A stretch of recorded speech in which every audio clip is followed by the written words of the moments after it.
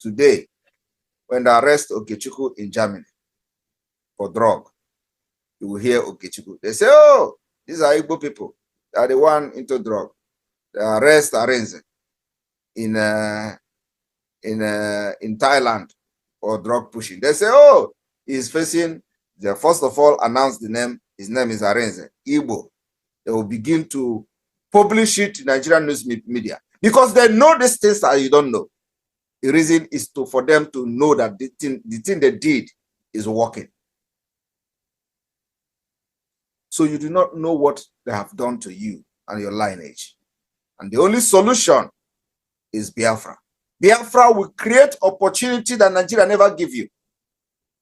Biafra will create that particular opportunity for you as a Biafran to attain your potential and be productive to the society. Nigeria can never, until the disintegration, offer those who have served them the opportunity to attain their potential. Rather, they will create a policy that will make it difficult for you to strive as a person who have something to offer to society. You must go into crime to be able to have the opportunity to become something. Today, from the beginning, from the head to toe in Nigeria, without crime, you can't survive. From the president who went to school as a woman, graduated as a man from America, to the vice president who is not a Nigerian, who was the founder of Boko Haram, and today he is a vice president of Nigeria, to Ekpa, who was busy bombing pipeline and taking the contract as part of the NDDC to make money to become a senator and a governor. Today, he is the Senate president. And what is happening there? Fraud. Nigeria is a fraudulent country, terrorist country. They pad budget. And when you listen to them defending a padded budget, they will tell you, since they have been in this Senate, allocation for a certain department or sector of the economy has never been in the document of budget, in the budgeted document. So they have to hide it and pad it somewhere. And according to them, why is our own going to be different now? Because they have done it in the past, and that is the norms. It becomes a defense. And people are actually standing on the podium of their so-called National Assembly to speak this thing, to tell you it has been the norms. Why is it different now? And you know what? They fired the person who challenged them. That one is trying to be a good, they are Nigeria, and they fired him. They told him, Nigeria is not a country you are going to stay without crime. For you to continue to remain in the Senate, you must be committing crime with us.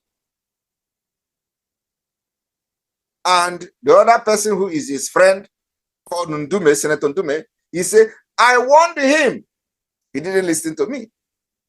Meaning that he warned this man not to go and start saying the truth. Because I said Nigeria. As a Nigerian they are. You are breeded to lie. What you are trained to do is to lie, do forgery, do fraud. Any day you want to say truth, you become the enemy. Just like this part of Biafra today, where you are as a part of the government, we started from autopilot. We were saying the truth, exposing the criminals. What did they do? Because these people are the Nigeria, they have Nigeria in their blood, and they were running IPOB and shouting Biafra. And when you see the truth, they say, no, don't say it. Some people even say, even if these criminals are not doing it right, they can never support Simon Ekpa. That is exactly what Nigeria has impacted in them. That is pure Nigeria spirit. It is exactly what is happening at the National Assembly. I want you to just check yourself and think about what I'm saying. What some people are doing in the criminals industry of IPOB Nigeria is exactly what is happening at the Nigeria Senate. Some people say, instead, I will follow Simon Ekpa truth. I will support the criminals. If something is happening, the other one say, instead you are going to say the truth, we are going to sack you and remove you and suspend you from the Senate. And they suspended him. So my people, those of you who are watching today for maybe something have touched you and you see the progress the government has made, I told you people, we are going global now. We have finished the work in Africa. We are going to the Middle East. We are going to the Gulf. We are going to Europe. We're already capturing Europe. And America is next. Our next big news probably will come from Asia or maybe from Arab world. Because we want to tell them we are not against Muslims. We are not fighting war against Muslims. We are fighting against terrorists. And that is exactly what it is. So we are going to target the Arab world. We are going to target America to make sure that the message of Biafra spread across the globe. For those who wish to do business with Biafra government, we are ready to accept them. Like I've said, your enemy can never be my enemy. And whoever that is stretching the hand of friendship and fellowship to Biafra government, we are going to accept that friend. And if the friend is enemy of Europe, sorry, Europe. If the friend is enemy of America, sorry, America. That is exactly the way our own is going to be. We are not different from others who have done it in the past. So this is a hint. The earlier those who are thinking that they are on top of the world realize that we are not going to back down until Biafra come. And it is right time for them to throw their weight before we look at the other way around. Be better for them. So I thank you all for this wonderful day. I will never forget this particular birthday. And hopefully by next year, the celebration will be different. I got Choco. Oku. I thank you. God bless all of you for your prayers, wishes, your gift, and everything. Thank you. He said. My fellow Biafrans, there you have it. You have heard from our Prime Minister, His Excellency, Mazi Ekpa Simon Njoko. Permit me today, I may not be able to speak with the same fire as you know I carry in my voice. I may not be able to show the same charisma because I have been in 3 countries, 2 continents within 72 hours, and I've been under the weather. But today I want to buttress my discussions. I want to speak on what the defense headquarters of that zoo called Nigeria, they did over the weekend. I have been observing the zoo. I have been observing their media. I have been watching and analyzing all the news coming through from the media. That the defense headquarters, what they call the DHQ, they mentioned the name of our Prime Minister, Mazi Ekpa Simon Njoko, as part of the names, the most wanted men. They claimed the most wanted list. And in that list, they said it was names of insurgents and violence criminals operating in the southeast and north central zones of Nigeria. The caliphate, the audacity that they have to mention our Prime Minister's name next to the name of the henchman they call Chikedozium. First of all, I want you to understand the psychology behind what they did. The reason why they placed Chikedozium's name before the name of Simon Ekpa. It was a psychological game they were playing, mind games.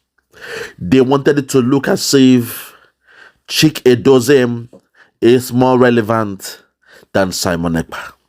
They placed his name before Simon Ekpa's name so that people will assume that the DOS, they are against the Zoo Republic. We know they are playing these games. We know they are working hand to hand with the Nigerian Caliphate. So the Zoo military, the Zoo cabal, the Zoo government, they try to put a wing over our eyes, as they say. They try to play us a very fast one by placing the name of Chike Doziem before the name of our Prime Minister, so that those who are naive, those who are not critical thinkers, they will assume, oh, if the name of Chike Doziem is before the name of our Prime Minister, it means the DOS, they are doing a good job. It means the DOS, they are being, respected by the Zoo. They are more feared than our Prime Minister or than the Biafra Republic government in exile. It means the DOS, they have not sold out. And it means the DOS are not responsible for the kidnap of Nnamdi Kanu. For the fact they are so-called head of DOS, in the name of Chike Doziem, was in the list published by the defenseless headquarters of the Zoo Republic just sometime over the weekend. My fellow Biafrans, I want you to ignore the naysayers. This is a time for us to keep all eyes on the rising sun. Do not allow them to confuse you. Do not allow them to distract you. Do not allow the Zoo media to hoodwink you and make you lose the focus and make you start to discuss what I call obita the other week, out of point, things that are baseless, things that we shouldn't even be looking at. The list is a distraction. What you should know is that in that Zoo Republic, they know Nigeria is going down. What you should know is that in that Zoo Republic, those who believe in Nigeria this year, they will know that Nigeria will be no more.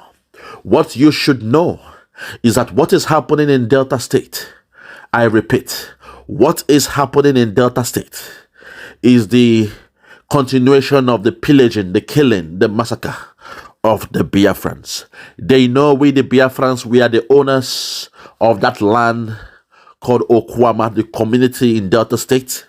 They know we are the owners of that land, and they have met upon the people the same destruction, the same pillaging, the same massacre as they did to the people of Biafra.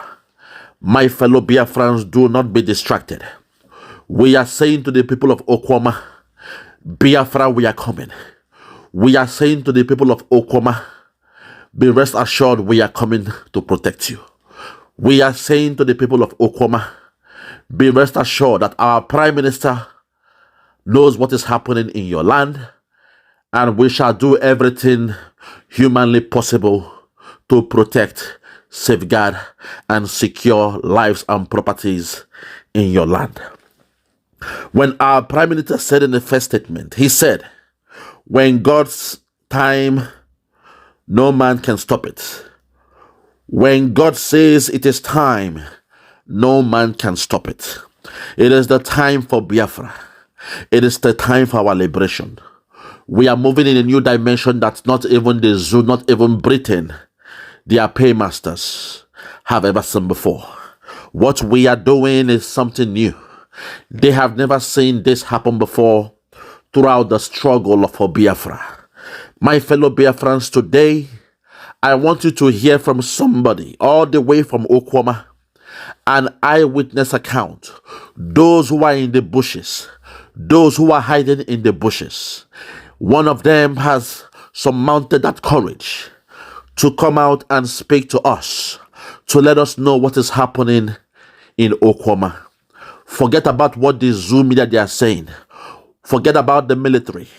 Forget about the influence of the media, because for the first time, you have seen that the zoo media, they work hand in hand with the zoo government. For the first time, you have seen that the zoo media, they are not independent. When I call them the gutter media, the dirty gutter media of the zoo republic, today you will see that they work hand in hand with the caliphate. They work hand in hand with their politicians. They work hand in hand with the who is who in Nigeria. They work hand in hand with those exploiting the resources of our Biafra land. And now they work hand in hand with... All right, wonderful people, welcome back to this wonderful channel where we'll bring you back-to-back update and information as to the what. In case you have not joined our social media handle, what are you waiting for? Kindly go ahead and subscribe, like, comment, share, and also remember to on your notification button so that whenever our news drop, you will be the first who will collect them. It don't share as they happen for the obodo. Everywhere don't red, everywhere don't scatter. But before I take you to the full detail of the information of the day as to the hot for the land of the indigenous people of Biafra, I want to ask, how about Nnamdi Kanu? How about Nnamdi Kanu? Or has everybody forgotten about this man? Has everybody forgotten about this man? Anakbo Nnamdi Kanu. Has everybody forgotten about Nnamdi Kanu? Oyem Naju. Has everybody forgotten about Nnamdi Kanu? Or the Kwegu? Because if everybody has actually forgotten Nnamdi Kanu, that means is that na ihe adịghịzị ka ọ kwesịrị dị. Things are no more as it's supposed to be. Things are no more as it ought to be, because again, everything is changela. I want to ask Ndị Igbo, the ohanezendigbo, the Igbo socio-cultural organization. I want to ask you people, how did Yoruba people fought for their brother? How did they fight for their brother? How did they make sure that Sunday Igboho was released from Cotonou prison? After all the national scandals, the accusation of breaking a nation, terrorism, and the rest of them, after all these things, Igboho has been released. I want to also ask Ndị Igbo, how come that Sowore Omoole, whose passport was seized some years ago during the government of Buhari, Muhammadu Buhari, now Sowore Omoole is out of Nigeria. The court has given him back his passport, and now he can travel again. Then my question is, why is Nnamdi Kanu's different? Why is Nnamdi Kanu's case different? Ono isi amala akpụ ka na agụba adịlọ nkọ.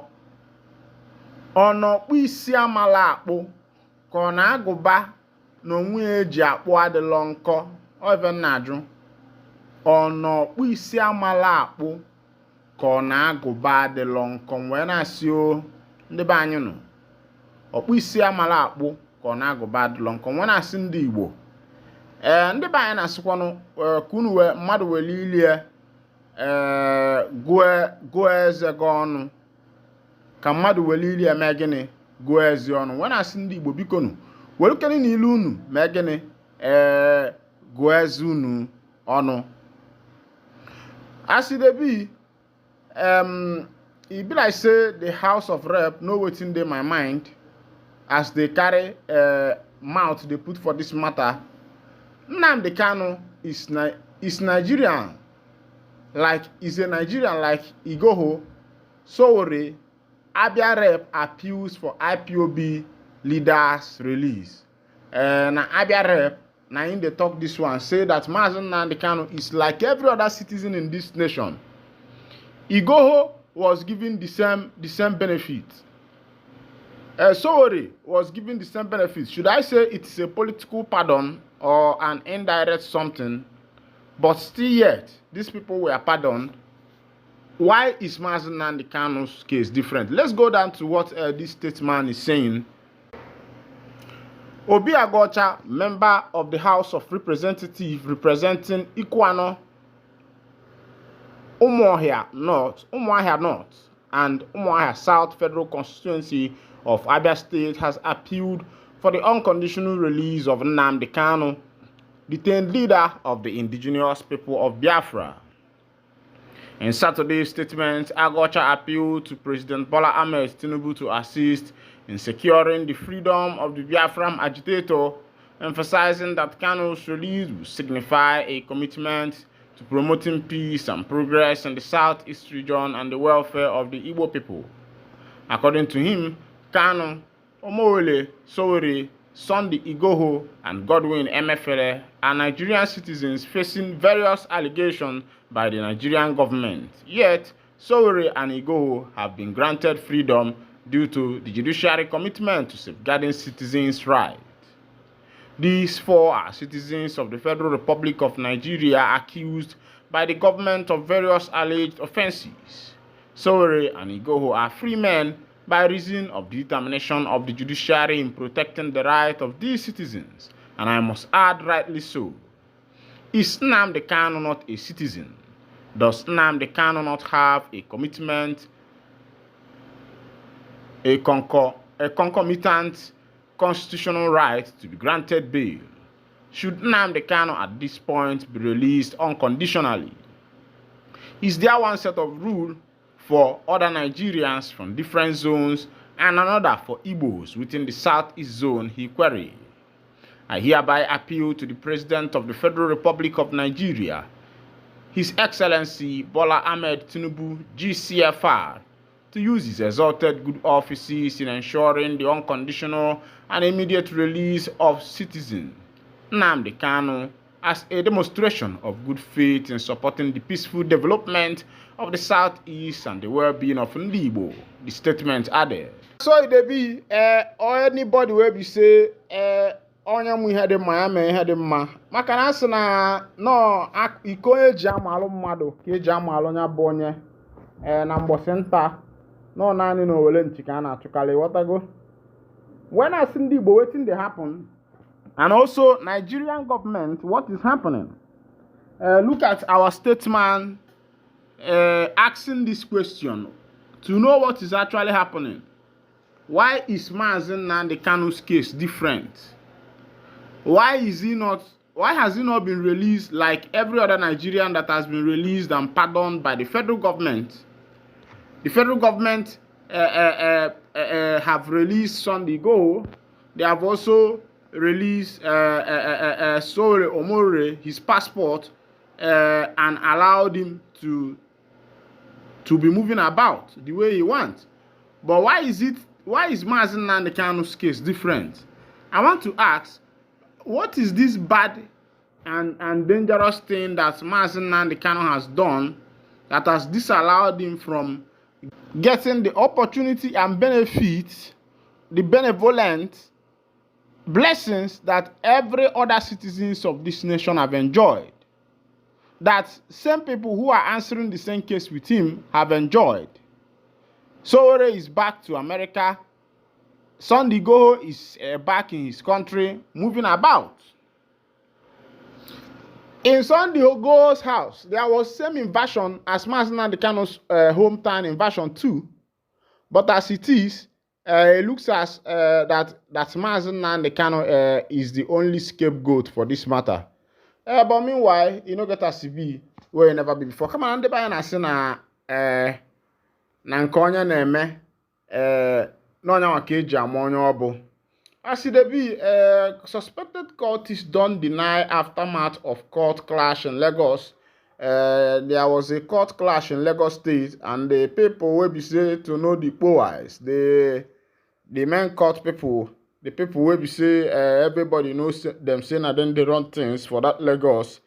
Don't deny say you know be them oh. Say no be them they commit this one oh. It be like saying they go abayara na polutanya.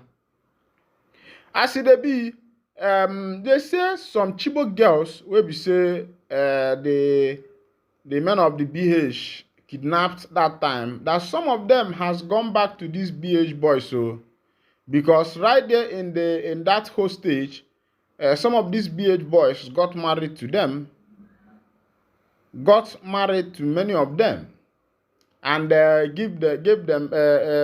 impregnated them, and so some of them has given birth.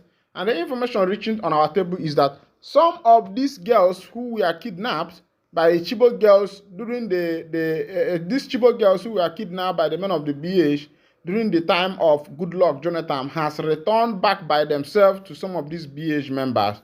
And I was asking, why was all the, and that's why I'm now asking this question, why was all the pressure on Goodluck Ebele Jonathan? Because there was so much pressure on that man during that 2015 when this matter they saw, 2015-2016, when this matter of bring back our girls, Chibok girls they saw.